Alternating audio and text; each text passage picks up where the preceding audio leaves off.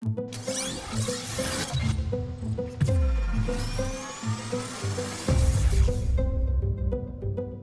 sure to check out MythVisionPodcast.com. Help MythVision grow, guys. Become a Patreon member. You guys will get early access to all of my videos when I'm done editing them. Also, it's a small community where you guys can message me your questions and talk to me in private.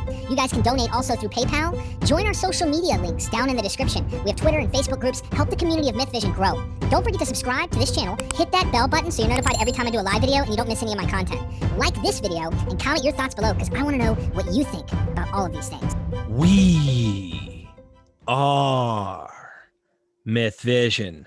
Welcome back to MythVision Podcast. Your host, Derek Lambert.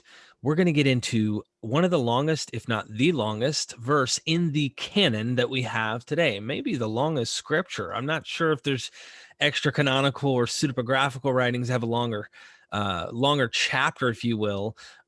Is this just a single verse or is this the whole chapter that we're going into here in particular? But welcome to the show, Dr. Samuel Zinner. What are we dealing with today, sir?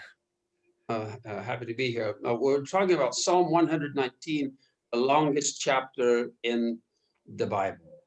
That's either the Hebrew Bible or the Christian so-called New Testament. This is the longest chapter.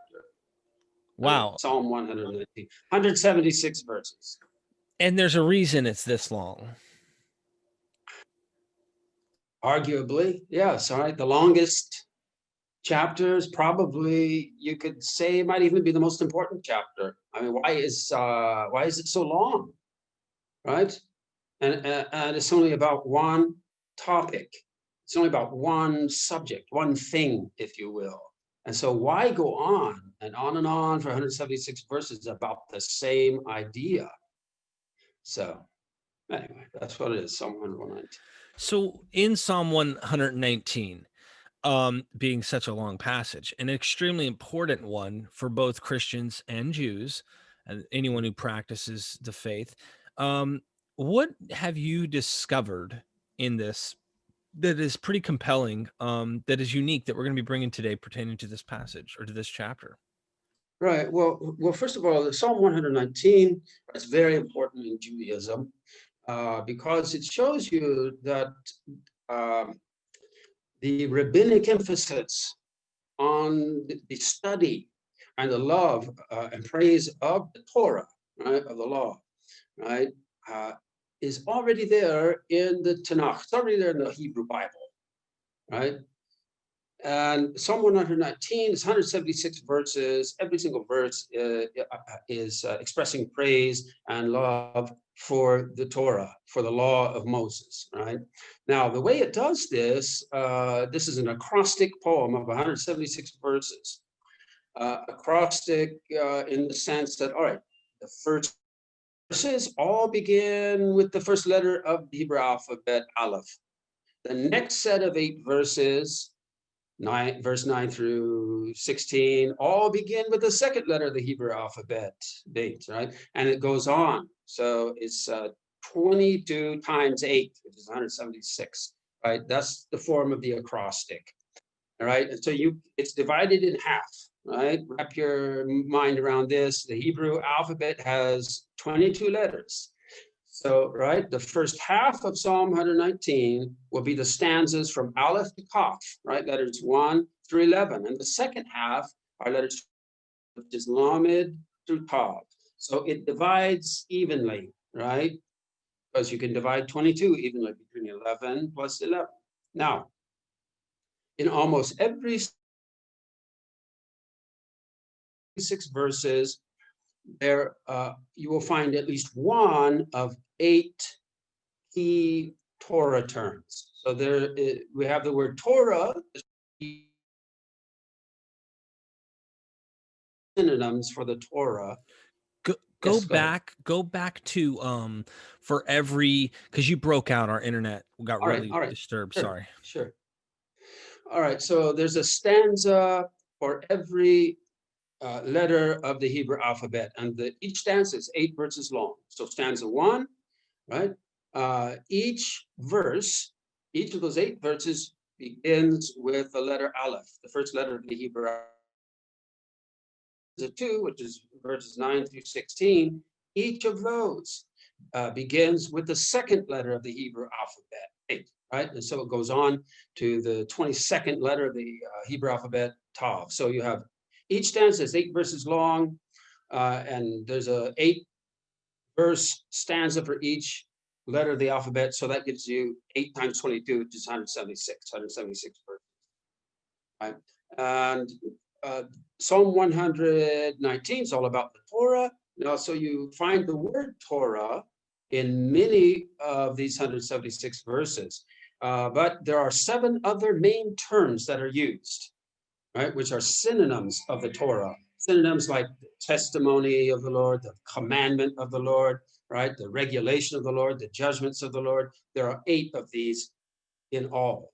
Now, what's interesting is 4 of them are masculine, 4 of them are feminine grammatically, right? So when I begin to consider, right, this even, right, 4 masculine, 4 feminine, I thought, well, is there possibly some pattern, right, in Psalm 119 involving the gender, right, of these 8 terms, the masculine and the feminine, even division, right? Now, throughout one of these 8 terms, you will find it in almost every, in each of these 176 verses. Now, it's the scholars in general believe that the way that these 8 terms are distributed are just completely at random. Because when you read through the psalm, you don't really have a sense that there's any pattern, like repetition, involving repetition or whatever. It just seems to be just at random. One verse is, well, great are your testimonies, and then the next verse it's, how I love your Torah. And it just seems to be no pattern to, why one verse uses one of these terms as opposed to another. What I did was, I took the first stanza, right? Stanza Aleph for 8 verses, right? So you have, for each verse, you have synonyms. So what I did was I just made a list. Is it M or F, masculine or feminine, for each verse? And so you end up with 7 or 8 M's and F's in whatever sequence. And so when I wrote it down, right, the sequence of M's and F's, they looked random. There was no pattern to them. But I thought, I just went ahead through the whole Psalm 119, compiled 22 sets of these MF sequences, right? So if you go to, that's the sequence for the first stanza, right? Now the sequence for the first stanza of the first half, the sequence for the first stanza of the second half of Psalm 119, which is stanza Lamed, right? So if you cut it in half, right, you can put them side by side, right and left, and those 2 stanzas you'll put at the top, right? Stanza 1, first half, stanza 1, second half. What became clear was the sequence of M's and F's for that first stanza of the second half was the exact reverse sequence, right, for the Aleph stanza. So it's like a chiastic match, a perfect chiastic match. And what are the chances? I mean, statistically speaking. Well, so I got a hold of a mathematician friend, right, who ran like over 1 million, what would you call it, tests, right, to see what if by random sequences, right, would occur at random, and they never, and over 1 million tries, it just never happens, right? These particular types of sequences and alternations of MF. Right. So anyway, that's male, female for those who haven't caught on. He's saying masculine, male, female, feminine. That's right. Masculine, feminine. And so anyway, so when I discovered obviously there's some kind, they're not random. They're not placed at random. They're placed according to, there's a structure, there's a pattern, and it's based on the grammatical gender, right? Whether it be masculine or feminine. So, so this immediately raised the question in my mind, okay, capital letters, WHY, why? Why would an ancient scribe do something like this? Exactly. Right? Well, I immediately, you would think of like Genesis 1:26, right? God creates humanity in the divine image. God creates humanity, male and female, right? So Kabbalah later says that, well, that implies, doesn't it, that at least symbolically, God is both male and female simultaneously. So, and androgyny, just like the first human, according to Genesis 1:26, right? So that's what I sort of linked it with. And I would suspect that the Torah in Psalm 119 is hinting at this personified lady wisdom, right? Which is this figure in the book of Proverbs, chapter 8, very famous in Second Temple Jewish literature, but even in Christianity, right? Because the New Testament, Paul especially, took this lady wisdom figure and turned it into the pre-existent Jesus Christ. Right? So it's claiming that, so the New Testament claims Jesus pre-existed, or Jesus Christ pre-existed, right, before the world was created, right, by applying these verses about Lady Wisdom to that entity. Because Lady Wisdom says, "I was with God when He was creating everything," right? So it's like and Jewish tradition sees in that like a personified Lady Torah, right, who pre-exists the world and is with God, right, before He creates the world. And the Torah, in fact, which is a personified entity, like it's like the blueprint for creation. Anyway, I suspect that that's what's going on in Psalm 119, is that the Torah is half masculine, half feminine, right? Because it's reflecting this divine androgyny that's based in Genesis 1:26, right?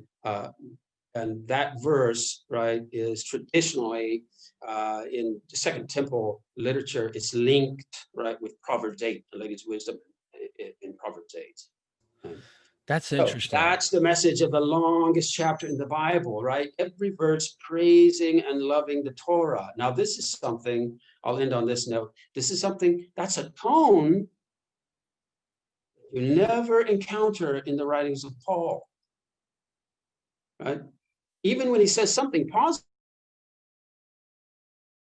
about the Torah, it's in a rhetorical, right? He says, well, yes, the law, Romans 7, yes, the law is holy and good.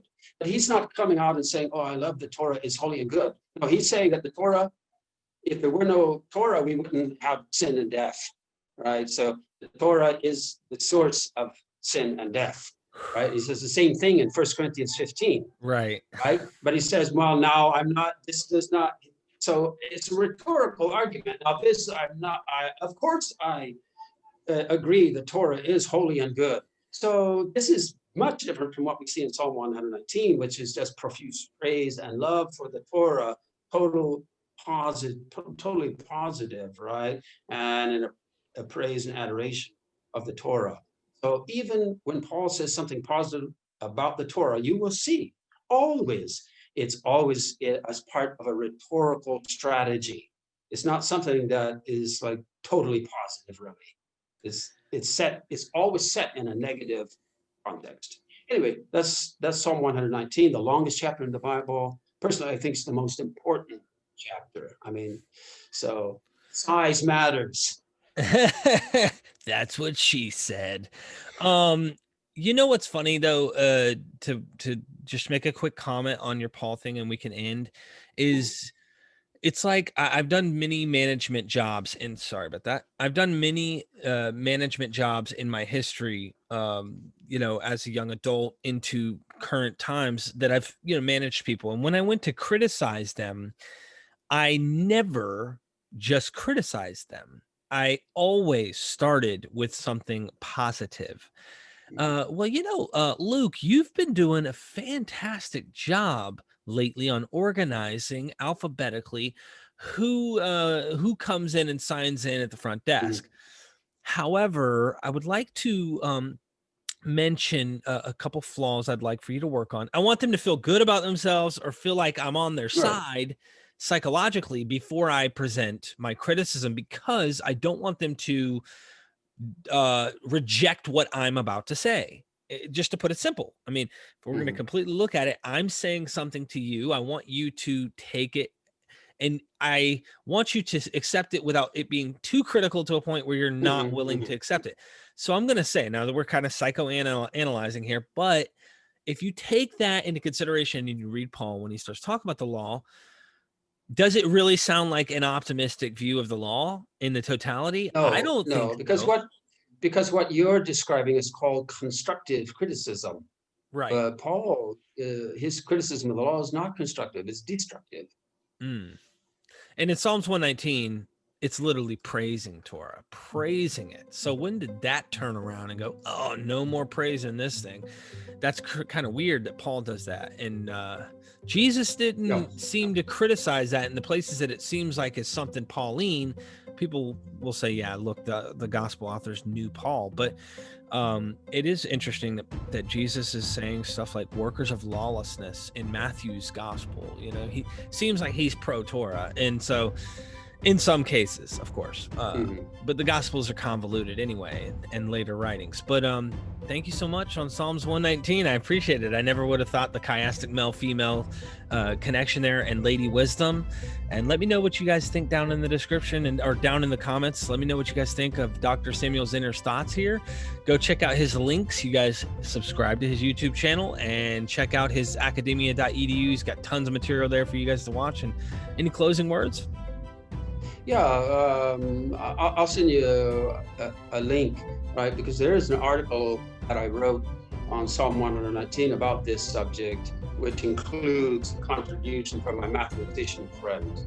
Okay. So you can. I think Psalm 119 is important, right? Piece for not only Torah studies and all that, but even gender studies. I think it's certainly relevant for that. Okay. Sounds good. Ladies and gentlemen, do not forget, we are MythVision.